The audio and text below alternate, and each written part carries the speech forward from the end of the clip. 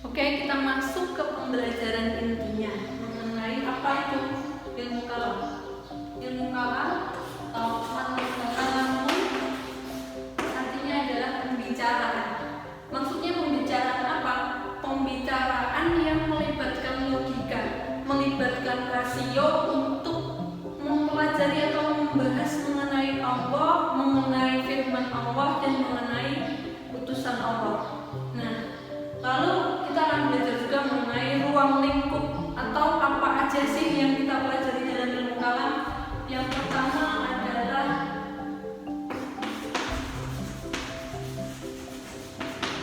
ilahiyat. Ilahiyat ini apa?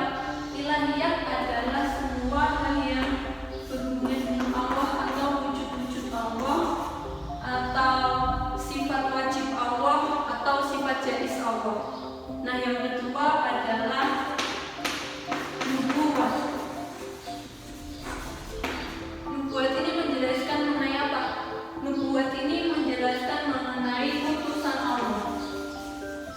Jadi ilmu kalam ini juga membahas mengenai utusan Allah, yaitu nabi-nabi Allah, rasul-rasul Allah. Nah, yang ketiga adalah samayat. Samayat ini menjelaskan mengenai apa? Samayat ini menjelaskan mengenai firman Allah, yaitu Al-Quran dan hadis. Firman Allah yang berada dalam Al-Quran dan firman Allah yang melalui perantara Nabi Muhammad, yaitu hadis. Nah, bagaimana kalau masuk ke dalam tiga hal ini? Yang pertama adalah ilahiyat. Kalau akan membahas mengenai apa benar wujud Allah itu ada, apa benar Allah itu maha pengasih lagi maha penyayang, apa benar Allah itu maha pemberi rizki. Dan yang kedua adalah nubuwat. Kalam akan membahas mengenai utusan, mengenai apa saja tugas-tugas yang Allah berikan kepada Rasul dan para Nabi, apa saja mukjizat yang diberikan kepada Rasul dan para Nabi. Lalu samiyat menjelaskan mengenai firman Allah, menjelaskan mengenai Quran hadis. Misalnya dalam Al-Quran dijelaskan mengenai alam barzah, di hadis dijelaskan mengenai hari kiamat. Lalu kamu akan membahas mengenai apa itu alam barzah dan apakah itu mungkin, dan hari kiamat apakah itu akan benar-benar ada. Lalu sekarang para non-muslim, para ilmuwan di luar sana sudah memperkirakan akan adanya kiamat karena adanya pemanasan global sehingga dunia semakin rusak, dan mereka memperkirakan suatu hari nanti akan ada kerusakan yang sangat besar. Nah, ini kan kalam sudah masuk di dalamnya. Nah, ya kan, lalu kita akan menjelaskan mengenai fungsi. Kenapa sih kita harus belajar kalam? Apa sih fungsinya? Yang pertama adalah untuk mempertebal iman. Seperti yang sudah kita bahas di awal, kalau kalian ditanya kenapa kalian Islam, kalian sudah punya landasan. Selain landasan Al-Quran dan hadis atau dalil naqli, kalian juga punya dalil akli, yaitu dalil yang bersumber dari pikiran kita. Jadi kalian berislam itu kalian punya landasan, tidak hanya asal keturunan, tidak hanya asal karena mayoritas di daerah dan lain sebagainya. Nah, yang kedua adalah untuk menopang tiga pilar agama kita. Yang pertama adalah iman, yang kedua adalah Islam, yang ketiga adalah ihsan. Kita beriman itu punya landasan untuk menguatkan kita, semakin kuat percaya kepada Allah, kita semakin tebal iman kita kepada Allah karena kita sudah memiliki landasan dalam pikiran kita, yaitu dari mempelajari ilmu kalam. Yang kedua adalah Islam. Islam adalah manifestasi dari kepercayaan kita kepada Allah,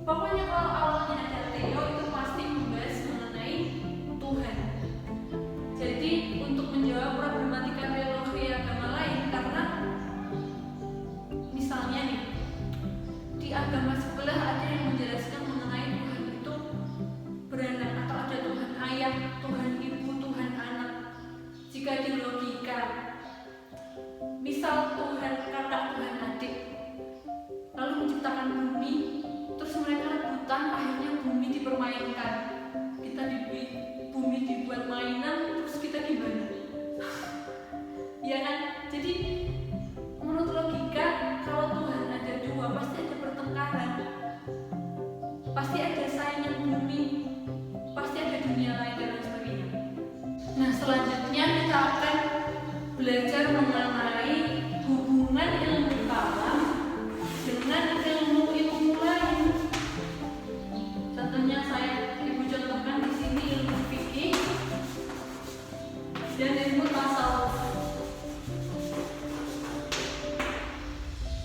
Hubungannya apa sih antara kalam, fikih dan tasawuf? Hubungannya adalah ketika kalam membahas mengenai kepercayaan kita, kalam memberi landasan atas kepercayaan kita, lalu setelah kita percaya kepada Allah, maka kita akan menjalankan perintah Allah, yaitu fikih. Fikih ini kan membahas mengenai hukum-hukum dari kehidupan kita, hukum-hukum beribadah kita, sholat, puasa, dan lain sebagainya. Bahkan hal-hal yang manusiawi pun dibahas dalam Islam, yaitu misalnya mengenai pernikahan. Jadi fikih membahas mengenai apa tindakan kita, lalu tasawuf membahas mengenai perasaan. Jadi setelah kalau memberikan landasan atas kepercayaan kita, setelah kita percaya kepada Allah, maka kita akan menjalankan perintah Allah, yaitu fikih. Yang berada dalam ruang itu fikih. Setelah kita menjalankan perintah Allah dengan landasan kepercayaan yang kuat, maka kita akan memiliki rasa ketenangan, rasa kedamaian. Jadi akan sangat berkaitan antara pertama kalam, percaya, lalu mengikuti perintahnya, lalu muncul rasa kedamaian, rasa ketenangan. Nah, selanjutnya kita akan membahas atau belajar mengenai sejarah perkembangan ilmu kalam yang dimulai dari zaman Nabi,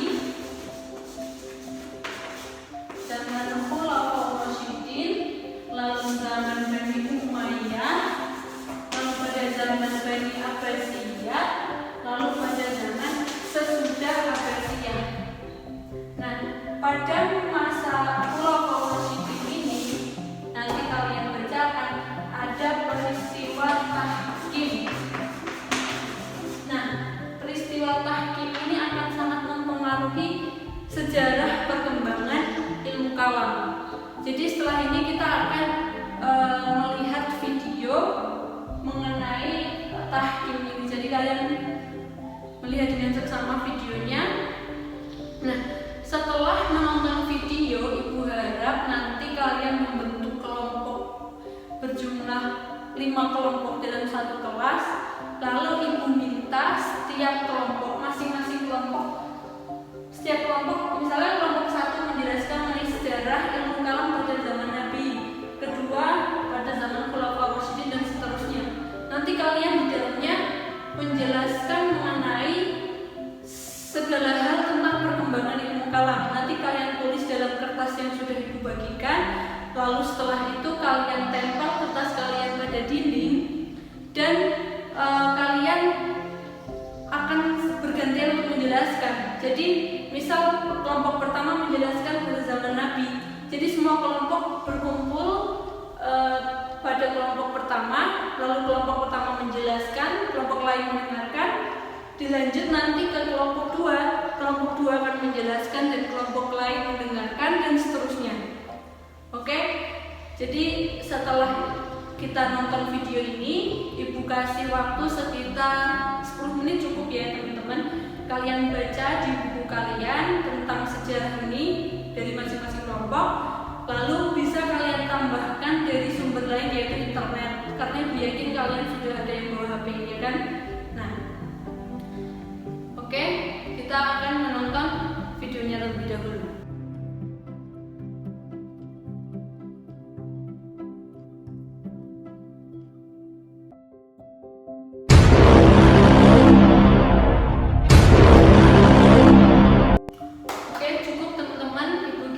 Presentasinya sudah baik semua, dan ibu ingin memberikan penguatan atau feedback kepada presentasi masing-masing kelompok. Dari kelompok pertama yang membahas mengenai ilmu kalam pada masa Nabi, Ibu Kira sudah jelaskan dengan rinci, yaitu pada masa Nabi belum ada firqah, jadi semuanya bersumber pada Nabi Muhammad. Dan yang kelompok dua yaitu masa Khulafaur Rasyidin, sudah cukup ya Ibu Kira, kalian sudah rinci, bagus presentasinya, akan tetapi ada satu hal yang kalian lupa, yaitu selain muncul aliran Syiah dan Khawarij, juga ada golongan satu lagi, yaitu golongan yang mendukung Umayyah. Oke, jadi ada tiga. Dan yang presentasi Bani Umayyah sudah cukup Ibu Kira, kalian menjelaskan dengan komplit dan rinci mengenai aliran yang muncul pada Bani Umayyah ini adalah Qadariyah dan Jabariyah yang berselisih tentang atau membicarakan tentang takdir. Oke. Nah, yang kelompok 4 yaitu Bani Abbasiyah. Bani Abbasiyah